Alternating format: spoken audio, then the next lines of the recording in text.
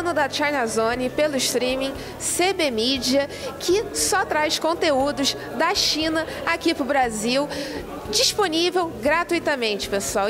E hoje a gente vai ver lançamentos nesse streaming, principalmente Três Corpos, que é baseado em um livro que ganhou o Hugo Awards, o principal prêmio da literatura, agora adaptado numa série. E nisso você confere tudo aqui com a gente, também com debates de grandes nomes do audiovisual brasileiro e carioca. Então, segue a gente. As relações que a gente constrói hoje, olhando para a nossa ancestralidade, olhando para a construção da nossa história. Então, a preocupação da Fantilatão hoje é trazer essas narrativas, trazer esses roteiros e produções que dialoguem com o passado e com o futuro que a gente quer construir. Em relação ao filme que eu vi hoje, eu fiquei com uma inveja gigantesca de não ter ele abrindo o nosso festival desse ano, porque é a distopia dialogando com a realidade, com questões como suicídio.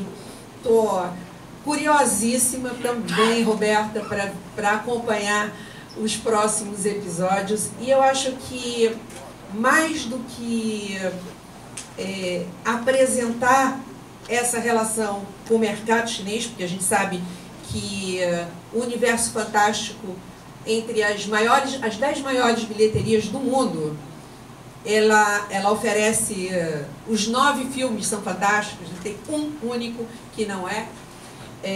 Eu acho que a gente tem um mercado muito potente para explorar, e que as narrativas que a gente tem, do ponto de vista das diferenças culturais e da diversidade, podem dialogar, porque o eixo comum é a cultura sempre, e é a diversidade sempre.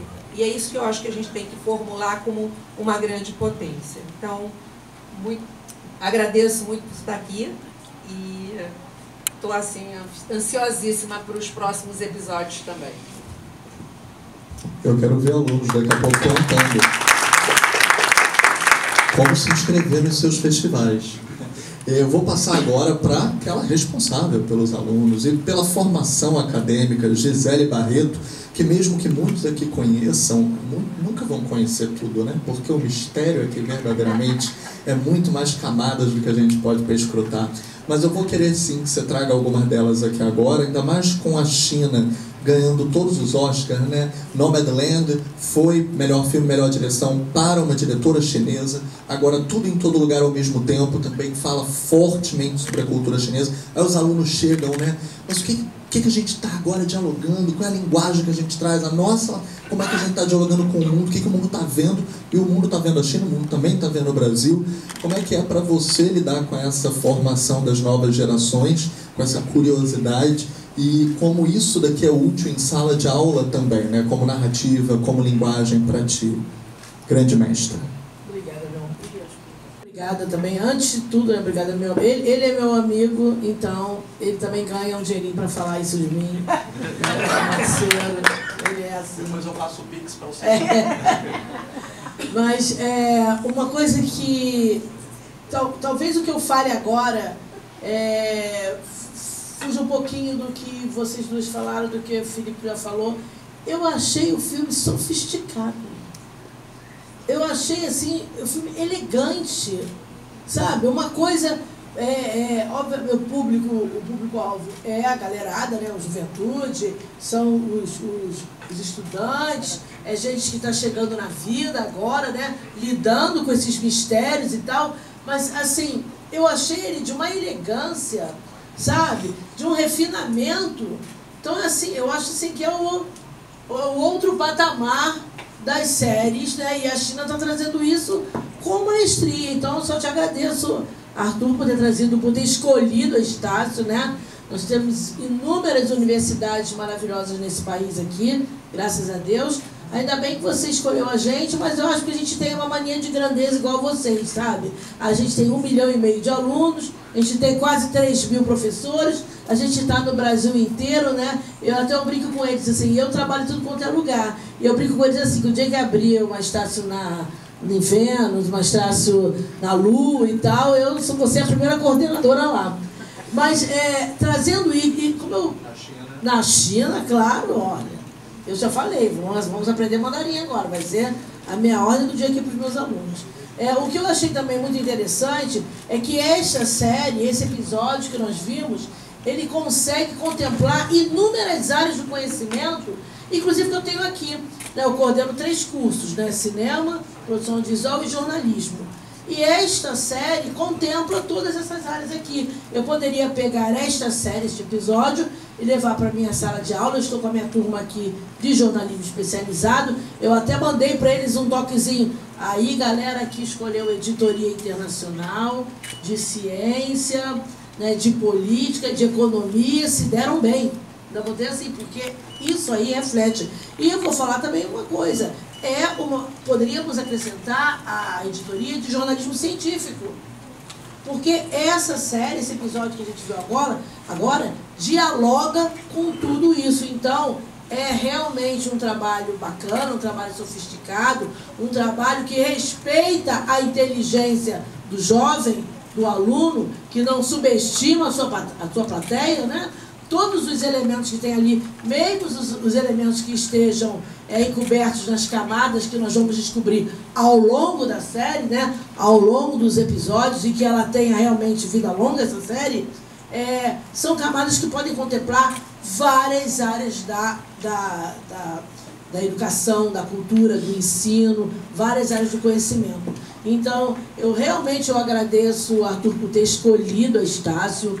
Falo em nome da universidade, é uma honra ter aqui representantes do governo chinês aqui, representantes do governo do estado, né? Temos aqui nosso prefeito de Paracambi, temos o secretário de Cultura, não estou enxergando ninguém, eu sei que estão aí, né? Meus alunos, meus professores estão aqui, meu professor de direção cinematográfica estava aqui presente, acredito que ainda esteja.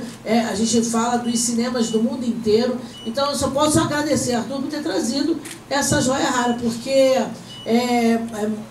eu falo para eles assim, tem público para todo mundo, a gente não faz filme para a gente faz filme para o outro, mas quando a gente pega um filme, uma série, um episódio que trata com respeito à inteligência do aluno, do jovem, eu fico muito emocionada. Eu acho que é vida longa realmente para essa série, porque ela vai provocar no sentido positivo, no sentido de que vai fazer com que todos os meus alunos se tornem investigadores dessas diversas áreas, que não só espectadores, mas investigadores, como você falou, da física quântica, da questão da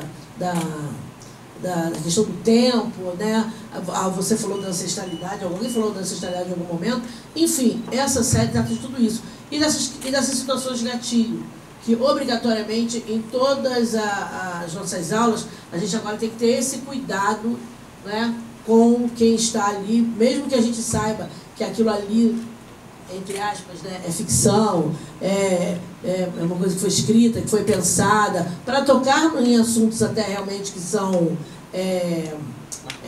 mais delicados, mais doloridos, mas mesmo assim a gente precisa ter esse cuidado com o outro. Isso a gente fala todo dia na sala de aula.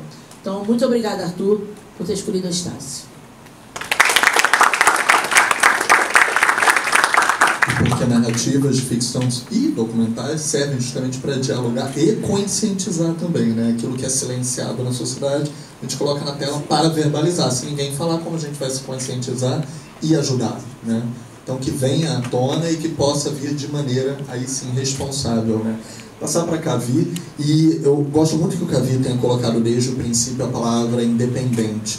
Isso é importante, gente, porque a gente está falando a gente está vendo essa produção aqui por causa de políticas públicas. A gente tem que saber que precisam existir políticas públicas para defender esse patrimônio histórico, cultural de cada nação. Roberta começou falando, então estávamos com a voz, com a palavra do Estado, estamos falando do Rio.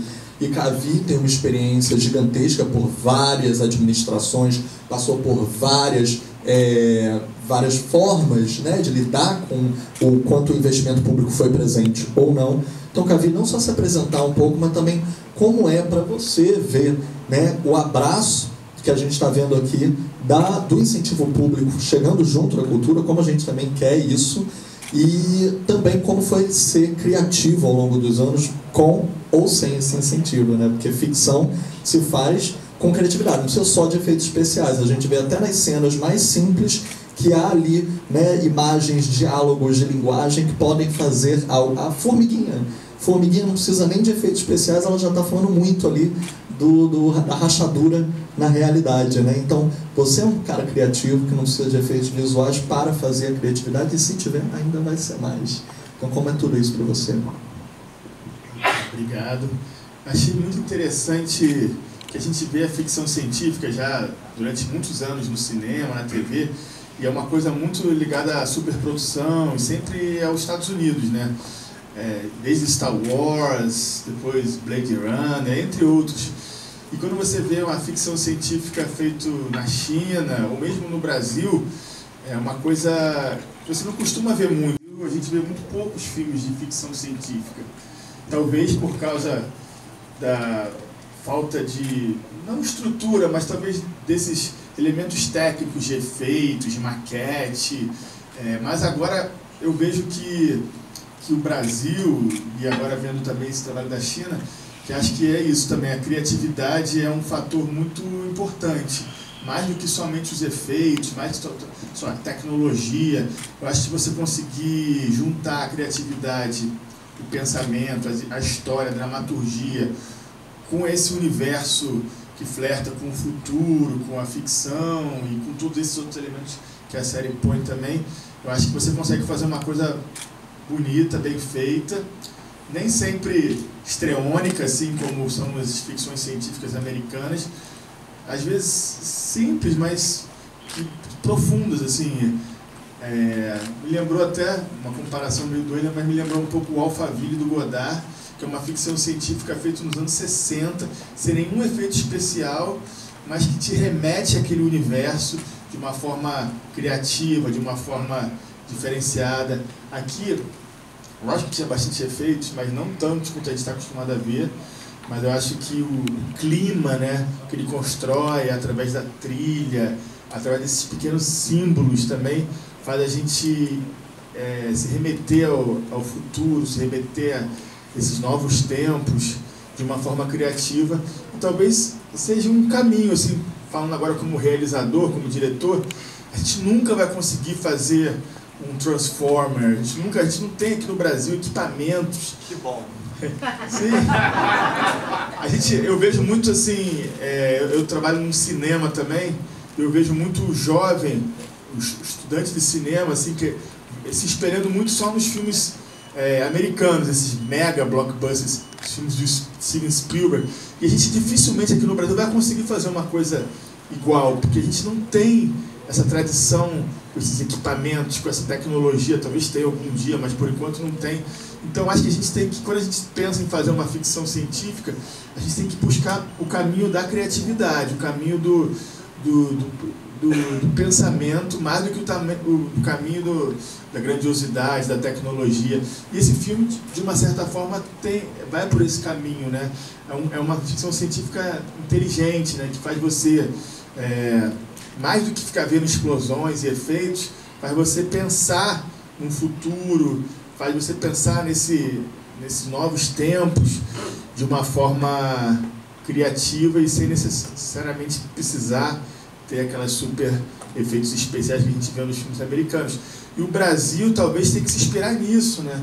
Porque a gente, como eu falei, a gente não vai nunca conseguir fazer um Jurassic Park, né? A gente não tem tecnologia para isso.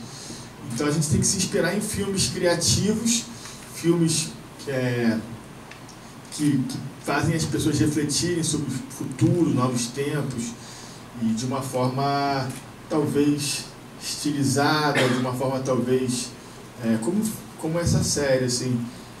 Eu que faço filmes com baixíssimo orçamento, sempre fico pensando que às vezes quanto menos dinheiro você tem, mais criativo você tem que ser, né?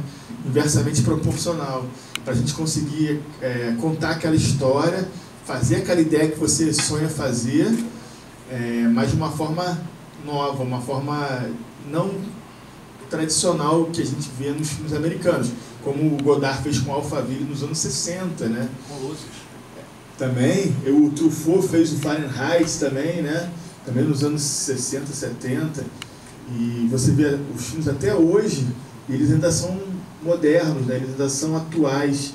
Eles também vão além do efeito, né? O filme tem uma profundidade ali de desenvolvimento dramatúrgico que supera só os efeitos. A ficção científica não pode ser só inspirada no efeito, tem que ser inspirada na história, no clima, nos pensamentos, né? Nessa junção de gêneros e de assuntos que remetem à atualidade e ao que pode ser feito para o futuro. Então é interessante conhecer e ver que a China também está indo por esse caminho criativo aí da ficção científica. Vou passar para o Mauro. Mauro, podendo falar. A gente antes teve aqui uma entrevista que fizeram conosco, e aí qual dramaturgia a gente daria de dica, né, para a China, por exemplo, do Brasil, representando o Brasil? O Mauro falou Renascer, a novela Renascer. A novela Renascer é uma propriedade intelectual tão grande da gente, a gente está vendo quanto as novelas estão sofrendo com a baixa audiência por causa dos streamings, da plataforma, por isso mesmo a CB Mídia é uma alternativa tão forte aqui, mas as novelas ainda existem, e por causa disso o remake de Pantanal foi uma das maiores audiências e era realismo fantástico, e Renascer agora vai ganhar remake também, mais uma de realismo fantástico, que remete aos nossos grandes da literatura, Guimarães Rosa, Clarice Lispector, Lígia Fagundes Telles, que eram todos de realismo fantástico. Então, queria perguntar um pouquinho para o Mauro, como você vê essa tradição da TV também existindo, sobrevivendo no nosso audiovisual hoje, como a gente está vendo aqui, produções com a China também tendo esse diálogo, e para você se apresentar também um pouco melhor para o público na sua extensa carreira. Muito obrigado. Privilégio esse nosso encontro e esse resumo aqui tão fabuloso sobre realismo fantástico. Uma aula resumida aqui que nós tivemos, e como bem o Felipe comentou, e todos os amigos aqui e amigas, o realismo fantástico, o realismo mágico, ele dá margem para inúmeros estudos, inclusive da psicanálise. Ele influenciou autores, cientistas, filósofos. Basta pensarmos que o fundamento da nossa literatura ocidental, Ilíada, Odisseia, já contém elementos fundamentais do realismo mágico. Bom, agora, sobre a sua pergunta, realmente a telenovela, no Brasil em particular, onde eu vivo, onde nós vivemos, ela precisa ser reavaliada, sim, em termos de formato, em termos de temática. E eu viajando pelo mundo, essa temporada que eu passei na China, por exemplo, eu noto que esses países, do Oriente em particular, estão muito mais avançados em termos de sintonia com todas as camadas etárias, uma preocupação, como eu vi aqui, do passado, o presente. Então é natural que você, se preocupando com o passado e com o presente, você constrói um futuro. O futuro nada mais é do que o presente, obviamente, muito melhor, muito mais saudável. Então são novelas muito mais enxutas, com um arco dramático mais, digamos, objetivo, com personagens paralelos em número reduzido. Ou seja, isso então é muito mais adaptável ao streaming, porque hoje não se tem mais tempo e condição de você acompanhar uma novela com 140 capítulos. É muita coisa. A própria Escravizaura, por exemplo, que foi um sucesso mundial, ela teve 100 capítulos, isso em 1976, e mesmo assim ela foi vendida dando um compacto de 30 capítulos. Ou seja, então tudo isso explica o êxito, em termos de forma, de conteúdo, de tratamento de personagem também. Então isso eu acho que assim que é uma dica, se eu posso dar em 30 anos convivendo na TV Globo, agora na TV Cultura, e também emissoras do Chile à China, em produtoras, em vida acadêmica, em livros. Ou seja, o nosso mundo é fascinante, não? Tanto que estamos aqui muito bem tratados pelo Arthur Shein, pela Letícia Trindade. Agradeço mais essa grande oportunidade da China que nos une. Agora, sobre o realismo mágico em si, eu falei sobre Homero, mas enfim, há 200 anos os irmãos Grimm recorreram a essa narrativa, a essa maneira de se contar uma história, e criaram de maneira muito assim, digamos, perceptiva e intuitiva aquilo que se formatou depois, nos anos 20, como realismo mágico, realismo fantástico, que foi uma reação da América Latina aos governos ditatoriais. Então, a união da Venezuela, Colômbia e Cuba realmente propiciou que o realismo fantástico mágico fosse instituído como literatura. Ao mesmo tempo, foi um conceito desenvolvido nas artes plásticas, porque, como dizia meu saudoso colega Ferreira Goulart, a vida por si só não basta, não é? Meu querido Ferreira Goulart comentava muito essa questão de como a arte é importante para que nós nos compreendamos, para que a vida fique um pouco mais suave, um pouco mais fácil.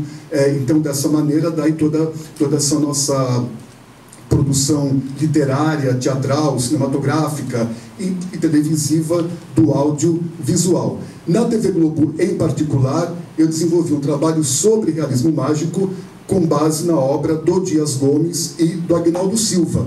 Muito embora o Dias Gomes trouxe um lado do realismo mágico, assim, quando eu falo fantástico e mágico, para o editor havia uma diferença, porque, por exemplo, para o Dias Gomes, o fantástico, ele realmente impacta, é algo totalmente diferente, é aquilo que chega a ser até assustador, né? E ele só recorreu a isso quando Roque Santeiro foi proibida.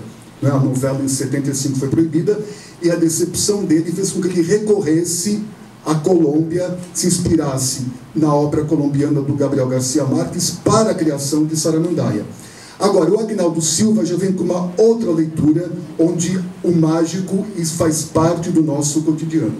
Ou seja, então ele não é assustador, realmente é muito mais lúdico nesse aspecto.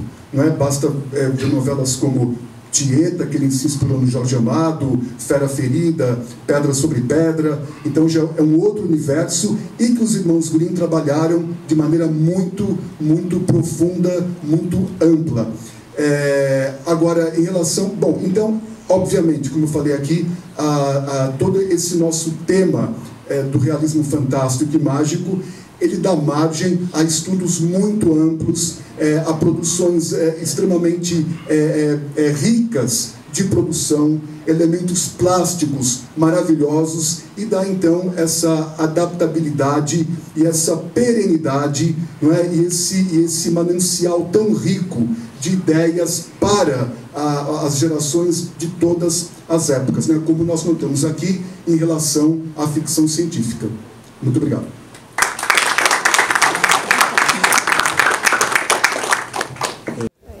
Estamos aqui com o Cavi, da Cavídeo, que é cineasta, produtor de cinema, audiovisual, esteve presente aqui no debate.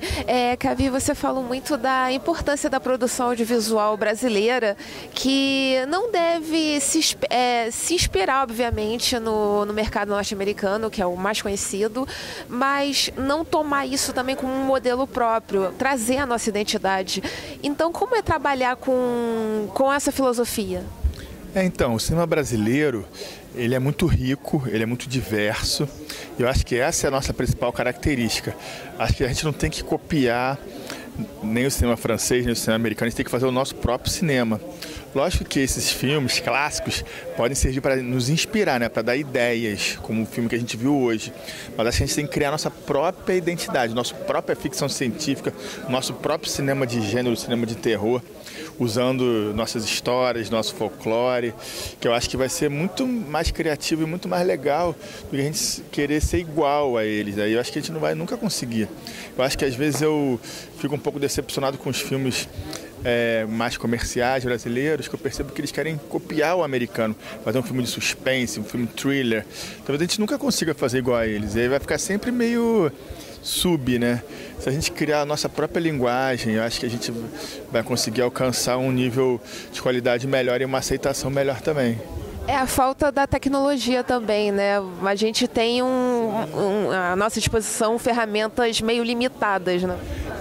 O cinema é uma arte muito cara, né? Os equipamentos são muito caros, as câmeras são muito caras. E a gente, infelizmente, não tem estrutura para isso. Talvez a Globo tenha, mas, assim, de uma forma geral, o cinema brasileiro, o cinema independente brasileiro, não tem essa possibilidade de ter aqueles efeitos, de ter aquelas gruas, de ter aquelas coisas todas que o americano tem. Então, não adianta a gente tem que criar a nossa própria identidade, nossa própria história. Mas ser muito criativo, o que eu falo. Quanto menos estrutura, quanto menos verba, quanto menos patrocínio, mais criativo a gente tem que ser. Então a gente tem que ir em busca da criatividade, do diferencial, não querer ser igual a eles, né? E Cavi, quem quiser conhecer seus filmes, seu trabalho, a Cavídeo, como faz para conhecer? Então, nossos filmes estão sempre sendo exibidos no Canal Brasil, no Estação Botafogo. Agora, por exemplo, a gente vai lançar um filme semana que vem em cartaz, um filme de vampiro nosso, não sei quantas almas tem. Também passa direto no Canal Brasil, tem na Netflix, tem na Amazon Prime também, tem na online. E a Cavídeo está sempre aberta lá nas Laranjeiras, durante a semana de 10 às 6, e também nos cinemas do Estação a gente também está ali presente todos os dias. Então é só aparecer, a gente está super acessível. Cavi, muito obrigada e sucesso nessa área. Vida longa ao nosso cinema, viva o cinema brasileiro. Obrigado. Nada. Valeu. E agora com a professora Gisele Barros, Gisele Barreto, desculpa, que é coordenadora aqui do curso de Comunicação Social da Estácio, jornalismo, cinema, publicidade, esteve presente aqui na mesa. Professora, você puxou muito o assunto da produção audiovisual que está acontecendo nesse momento, dos nossos produtores atuais, né, que estão no mercado de trabalho, lutando. Como é o desafio da área para quem está entrando nessa área se manter atuante? Primeiro, as pessoas precisam se levar a sério e entender que cinema, produção audiovisual e, obviamente, jornalismo são áreas muito sérias, muito exigentes, que precisam de muito estudo, precisam de muita atualização. Então, o primeiro passo é isso, seriedade no que está fazendo e ética. E, obviamente, você se aperfeiçoar no que você já tem alguma habilidade, você investir nisso e buscar também o que está inovando, né? O que vem por aí, porque sem inovação a gente não anda para frente. Sim, e a senhora falou muito da produção, né? Hoje a gente tem à nossa disposição várias plataformas no qual uma pessoa que às vezes não tem como recorrer a um estudo, a um curso, mas ela tem um computador, ela tem um celular, então ela consegue criar algo, né? Essas produções pequenas, elas conseguem ter um espaço no mercado? Olha, foi ótima a sua pergunta. Sim, essas produções têm lugar no mercado e até mesmo já existem festivais que contemplam essas produções que antigamente a gente poderia chamar de caseira, mas depois do advento do home office, por conta da pandemia, tudo é caseiro, mas tudo é caseiro de qualidade agora, né? Então, sim, o próprio Rio Web Fest, que acontece anualmente aqui do meu amigo Daniel, aqui na Cidade das Artes, e outros festivais contemplam os realizadores que estão começando a sua carreira, as pessoas que querem experimentar, que querem se testar na área do audiovisual, na área do jornalismo. Sim, a tecnologia, a internet e as próprias escolas de comunicação vêm entendendo que uma grande forma de você escoar toda a produção dos alunos ou das pessoas que vêm produzindo caseiramente, como nós falamos, né? As plataformas estão aí para isso. Então, não tem caminho de volta mais não, tá? É só para frente. Temos as plataformas, mas a outra dificuldade que bate no produtor independente, audiovisual, estudante, é esse trabalho chegar às pessoas, né? Então, como fazer isso também? Eu acho que é uma coisa que mais empaca, né, quem está produzindo.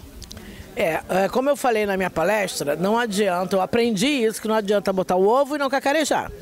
Então, a primeira coisa que eu ensino meu aluno, ele é ser empreendedor e ele fazer redes de contatos, ele fazer o seu networking, buscar, ir aos lugares, precisa ser visto, precisa ser reconhecido. Aquele cara ali é bom de fotografia, aquele cara ali, eu vi um filme aí que ele fez um som que ficou maravilhoso e tal. Tem que ser lembrado. Se não circular, se não alimentar a sua rede de relacionamentos, realmente vai ser um sucesso de gaveta. Mas quem entende que a comunicação é uma ferramenta poderosa, esse vai em frente.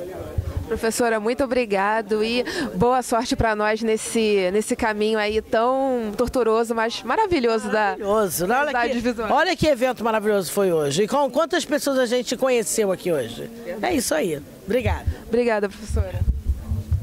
Obrigada, meu amor. Agora com Mauro Alencar, que é doutor em teledramaturgia e diretor da TV Cultura, esteve presente no debate. Doutor, você falou muito da produção nacional, principalmente das novelas. Muito se foi falado do realismo fantástico, realismo mágico. A gente teve produções nacionais famosas, Saramandaia, Pantanal, que passou pelo remake, que foi muito bom.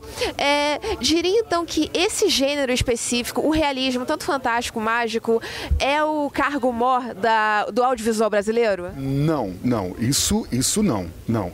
Ele está presente de maneira muito forte em toda a produção da América Latina e, digo mais, na produção mundial.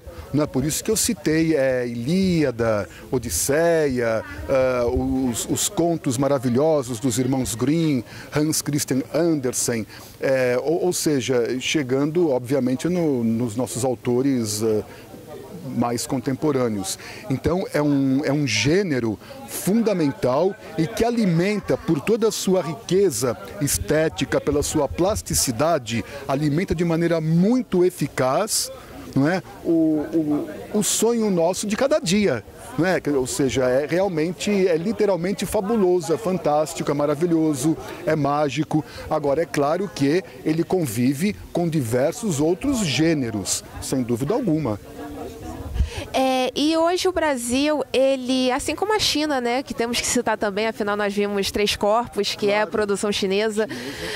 China e Brasil, que anos e anos ficaram só acompanhando o audiovisual, principalmente norte-americano, blockbuster. Agora a gente está começando a entrar nesse mercado. Para o Brasil, qual o grande diferencial do Brasil para entrar no internacional como produções nacionais? Bom, primeiramente, eu acho maravilhoso que estejamos vivendo, aliás, que estamos vivendo, não é?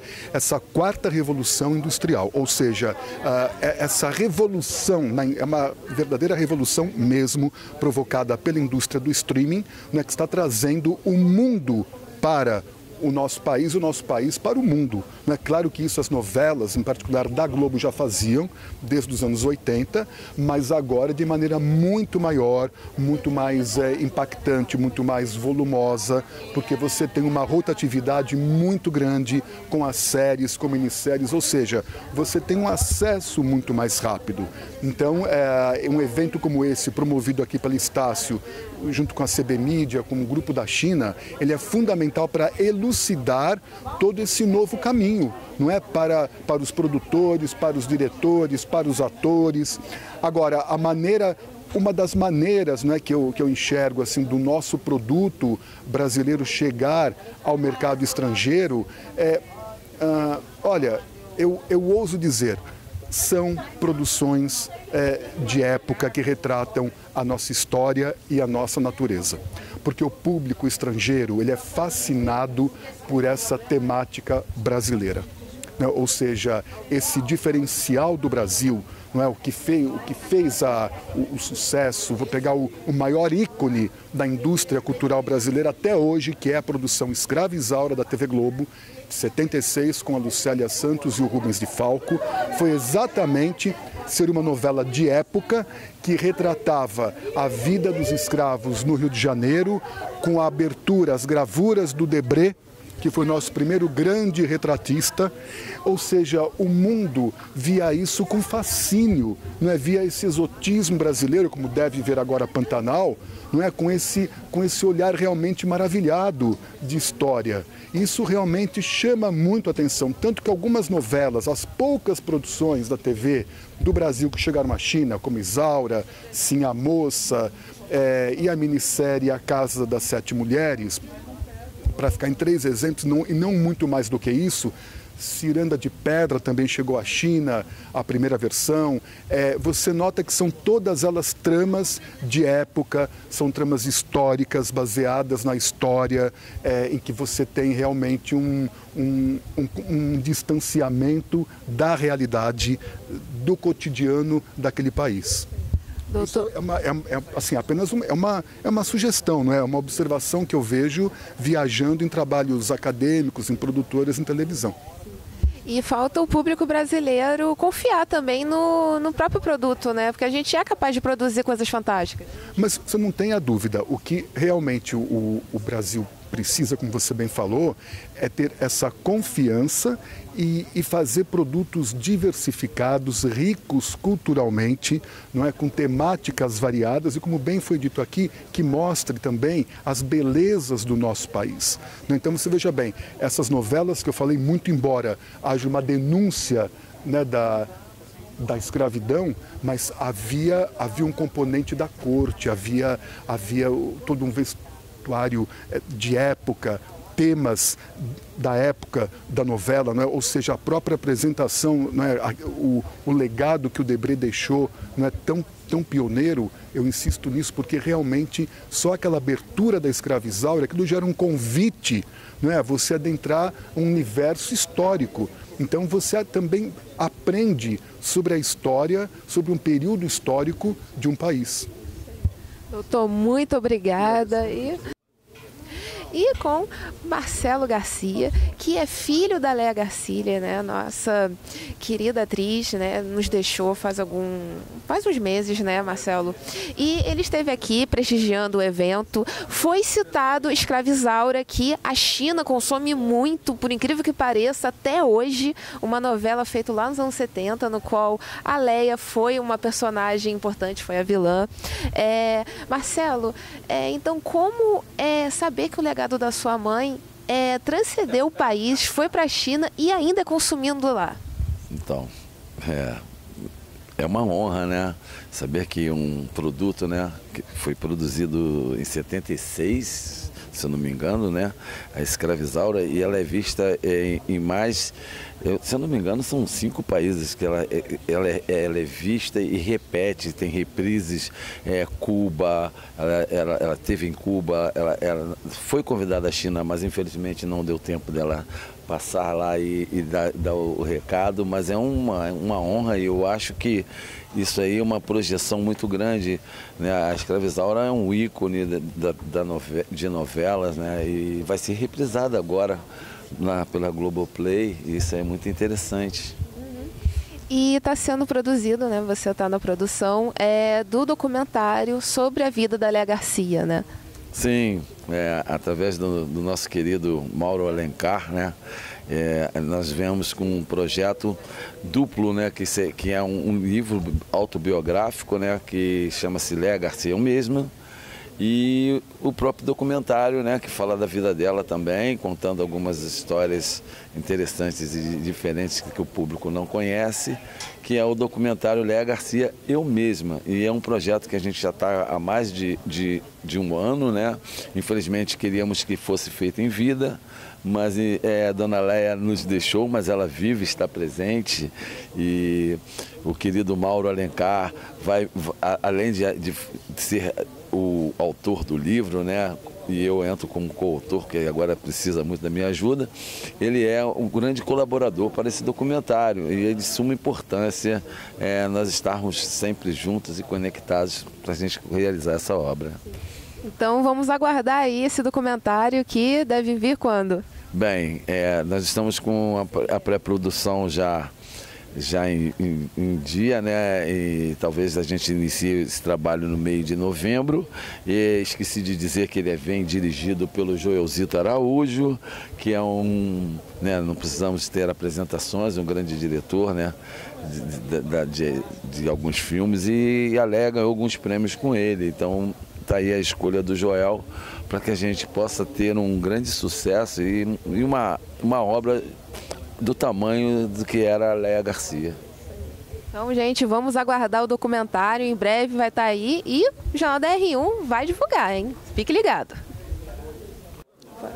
E agora com Roberta Canuto, que também participou aqui da palestra. Ela é assessora de comunicação da Rio Filme, que também patrocinou o Festival de Cinema aqui do Rio, que aconteceu recentemente.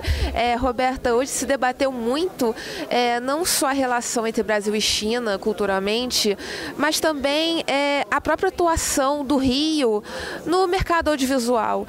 Então, qual o parâmetro que a cidade se encontra nesse momento? Então, Tainá, é muito importante falar sobre isso porque o Rio está num momento muito bom, né? A gente teve um aumento do número de filmagens na cidade considerável, de mais de 100% de 2021 para cá. A gente estava saindo da pandemia, a gente estava saindo de um governo que privilegiava pouco o fomento às artes, à cultura. Então, nessa nova gestão de 2021 para cá, a gente tem números incríveis, tanto no investimento que a Rio Filme tem feito no audiovisual do Rio, quanto na receptividade, no interesse que a cidade está despertando, inclusive fora do Brasil, de filmagens internacionais acontecendo aqui. Então, eu só posso dizer que o audiovisual carioca está num momento incrível. A gente tem vários filmes produzidos aqui no Rio, em festivais internacionais de imenso prestígio. O Festival do Rio agora foi uma mostra de um panorama de uma produção maravilhosa que está chegando aí, que a gente espera que chegue às telas de cinema. O audiovisual como um todo teve uma conquista recente muito importante, que é a cota de tela, que é uma lei que garante que o nosso conteúdo produzido no Brasil vá chegar aos cinemas para que o público possa ver. Então eu acho que é um momento maravilhoso, eu acho que a gente está vivendo uma confluência de coisas muito positivas e momentos ainda melhores para o nosso conteúdo audiovisual. Roberta, foi debatido também o mercado norte-americano de audiovisual, que é o blockbuster, é o que atinge as massas. Então, qual o desafio de trazer os próprios cariocas, os brasileiros, para a produção audiovisual do Brasil? Essa pergunta é uma pergunta bem difícil porque ela é o desafio, né? Ela é o desafio. A gente vê que existe uma desigualdade em relação à distribuição desse conteúdo no Brasil, né? Esses filmes blockbuster, eles chegam com 400, 500, 300, 2.000, sei lá, quantas mil cópias, né? Então eles ocupam todo o mercado exibidor. Por isso é tão importante a cota de tela, porque ela garante alguma equidade nesse acesso ao conteúdo para o público, né? O público tem direito a escolher. Ele quer ver um filme, um blockbuster americano, legal, ele vai estar passando na sala de cinema, mas ele não quer ver, ele vai ter cinemas que vão estar passando outros filmes, né? O conteúdo chinês, que a gente estava falando aqui agora, que é incrível, que é muito importante que haja no mercado esse equilíbrio de oferta de conteúdo e não a hegemonia de uma produção de um país só. Então, assim, o grande desafio do cinema brasileiro, do audiovisual brasileiro, no momento é esse, é conquistar espaço no seu próprio mercado exibidor. E está tendo retorno? Os cariocas brasileiros estão procurando as produções brasileiras? Olha, a gente está muito... A Rio Filme, que é coprodutora do filme Nosso Sonho, né? Que é a biografia. A gente está bem feliz, bem animado, que o filme está tendo um público incrível. Eu vi hoje que a biografia da Gal também teve em uma semana quase 100 mil espectadores. Isso é maravilhoso. Eu acho assim, as pessoas querem ver. Não há prova maior disso do que o sucesso das nossas novelas, que tem um público absoluto. Sabe, eu acho que a gente precisa o quê? Consolidar. O cinema brasileiro, ele sofreu alguns golpes ao longo da sua história, justamente em relação à política pública de investimento, né? Então, eu acho que se a gente conseguir consolidar isso, agora o Ministério da Cultura está vindo forte, né, com vários editais abertos. Então, eu acho que é uma questão disso, de consolidação de mercado. Então, a gente está bem feliz, especialmente com esses dois filmes que eu acabei de mencionar, e vários outros, né? O Retratos Fantasmas, do Kleber Mendonça, ficou 4 meses em cartaz. Isso é uma coisa fantástica, isso é lindo para um documentário autoral. Então, eu acho que eu estou bem otimista. Isso é maravilhoso, Roberta. Então, vamos torcer para que o público brasileiro e internacionalmente consuma a nossa cultura, consuma o nosso cinema, que é de tão de qualidade quanto. Isso aí. Obrigada, querida. E agora com Filipe Pitanga, que mediou aqui a mesa e também é crítico de cinema e curador. Filipe, hoje a gente debateu não apenas o cinema, o audiovisual chinês, mas fez também essa transição com o audiovisual brasileiro. Então, o que ambas culturas tão diferentes, né, e de cantos opostos do mundo, podem trazer como conteúdo para esse audiovisual que está mudando, está saindo do eixo do norte-americano, né, do mainstream, do blockbuster, e está ganhando espaço? Eu acho que, em primeiro lugar, como a gente sempre fala, né, a cultura é a maior forma de comunicação mundial. E eu reitero uma frase que a gente fala muito, é uma máxima, de que quanto mais global você quiser ser, mais local você tem que ser. Então, quando a gente olha uma história tão pessoal para eles, e que tem uma comunicação por várias linguagens de gênero, né, ali há ficção científica, espionagem, romance, drama, mistério, você também pode se comunicar com a nossa arte, que também produz essa linguagem, que é de fácil identificação, mas ao mesmo tempo olhar como um espelho de reflexo recíproco. Quando a gente está olhando para eles, a gente também está olhando para nós, a gente está olhando uma família, a gente está olhando uma relação íntima, uma relação profissional, uma relação investigativa, mas também pode ter traços para falar da nossa própria cultura, porque quando a gente vê a arte, o outro, que é a maior arte de encontro que existe, é essa alteridade, é também poder olhar para nós mesmos e redescobrirmos uns nos outros através do cinema, né? Do estrangeiro e do local. Então acho que esse encontro foi muito propício para isso. E falou muito do realismo fantástico, realismo mágico, que o Brasil já tem uma certa tradição em novelas. Seria esse, então, um gênero que o Brasil tem a oferecer para o mundo, assim, o nosso cartão de visitas, digamos assim? Hoje em dia, um dos gêneros que talvez mais seja, como eu disse no debate, permeável, né, poroso, a absorver os outros gêneros é o fantástico. Nós temos alguns dos maiores premiados brasileiros com a porosidade do fantástico, né, como Bacurau, que ganhou o prêmio do júri em Cannes em 2019 e trabalha vários elementos do fantástico, como ficção científica, como terror. Temos também filmes como As Boas Maneiras, de Marco Dutra e Juliana Rojas, que ganhou o Leopardo de Prata de melhor filme no Festival de Locarno, alguns anos antes, que é sobre lobisomens no Brasil e que são uma dupla, né, o Marco e a Juliana, que trabalha muito fantástico. Então, temos tantos nomes que hoje ou lidam diretamente ou indiretamente, porque a vanguarda da linguagem de cinema, aqueles que experimentam, aqueles que ousam e se arriscam, geralmente está ligado ao fantástico. Porque ousar a narrativa, para além da palavra dada, como algo comum a uma linearidade do dia a dia, cotidiana, é a gente abstrair da realidade. Então essa sublimação que está na nossa literatura, que está nas nossas artes plásticas, que está nas nossas teledramaturgias das novelas, é uma tradição sim e uma forma de falar com o folclore local e regional. Porque se você quer falar com os nossos interiores, com os nossos Brasis, você vai falar com o folclore local, seja a história ribeirinha, seja a história quilombola, seja a história dos povos originários. Essas histórias que refabulam a nossa realidade, que, por exemplo, os não indígenas podem ver como fantástico, para os indígenas é o cotidiano. Mas esse é o ponto nevrálgico. Para o cinema é linguagem. E é isso que une a todos nós. Isso aí. E não tem que depender da alta tecnologia, né? Nós, infelizmente, não temos acesso a esse material, né? Até temos, né? Mas, assim, ainda é... Subsídio... enfim... Pública. Pois é, mas isso não impede de vir um produtor ou um roteirista, enfim, basta querer contar a história. Não só, já está acontecendo, né? Eu adoro alguns grandes nomes que fazem essa experimentação hoje, como a Dirley Queiroz, de Brasília, que ele faz filmes de ficção científica, mas ele chama os filmes dele de documentários.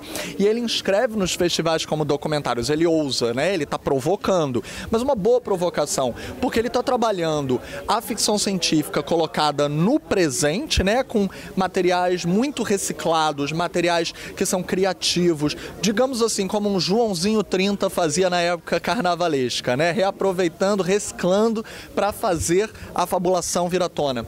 E o Adirley escreve proporcionalmente como documentários. Por quê? Porque por trás da linguagem de fabulação está ali uma denúncia social, está ali uma crítica que fala sobre a nossa política. Então, como não ser real? Quanto mais abstrato, mais real. Por quê? Porque durante todas as restrições, censuras, ditaduras, foram os fantásticos que permitiram mais narrativas para além do que era censurado. Então, é isso. A gente pode falar com outros nomes, com outras formas, o que é real. Filipe, muito obrigada e parabéns e sucesso, força pra gente no audiovisual mundial e nacional também. Eu que agradeço. Obrigado. Com o Álvaro Talarico, que é jornalista cultural e também crítico de cinema.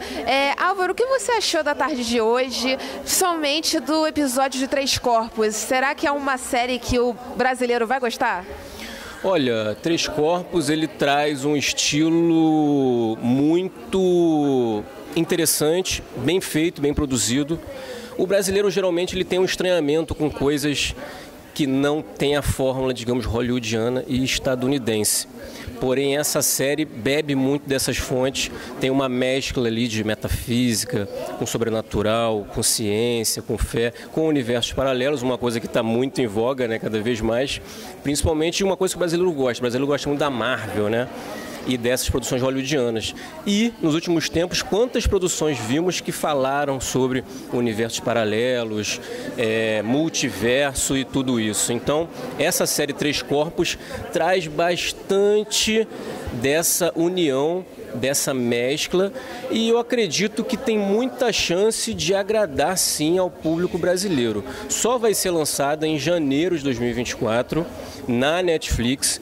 Porém, o primeiro episódio já vai estar na CB Media Play, que é uma plataforma que pouca gente ainda conhece, ligada diretamente à China e com muito conteúdo gratuito e bom. Eu acho que vale a pena o público brasileiro se conectar para poder absorver mais de culturas diferenciadas e expandir os horizontes além dessa coisa já tradicional e marcada que é Hollywood, Estados Unidos e tudo mais. Além da gente focar também na nossa cultura latino-americana no geral, que tem muita coisa boa, inclusive séries brasileiras, como foi citada, Cidade Invisível e tantas outras. Essa cultura chinesa, que é muito diferente da nossa, pode sim acrescentar. Uma das graças aí desse mundo atual é exatamente essa troca. E a gente vê o trabalho que, por exemplo, a Coreia do Sul está fazendo e que o Brasil poderia fazer, né? Da gente angariar público e crescimento a partir da cultura. A gente passou um tempo com a nossa cultura sendo muito limitada, né, nos últimos anos, e agora a gente está retomando aí essa força cultural que temos. A gente pode aprender muito com a China, com a Coreia do Sul e, por que não, com os Estados Unidos, a gente espalhar nossas coisas boas, nossa cultura, nossas produções brasileiras ao redor do mundo, Tainá. Valeu, Álvaro. Eu que agradeço. E essa foi a Shining Zone de hoje, pessoal. Se vocês gostaram, ficaram curiosos em Três Corpos, é só procurar a CB Media, que vai estar disponível. Eles têm um catálogo todo de produções chinesas gratuitos, pessoal. Então, vale muito a pena. E para mais reportagens como essa, se inscrevam aqui no canal do Jornal da R1 e siga a gente também. Jornal da R1, sua cidade, seu jornal, compromisso com a verdade.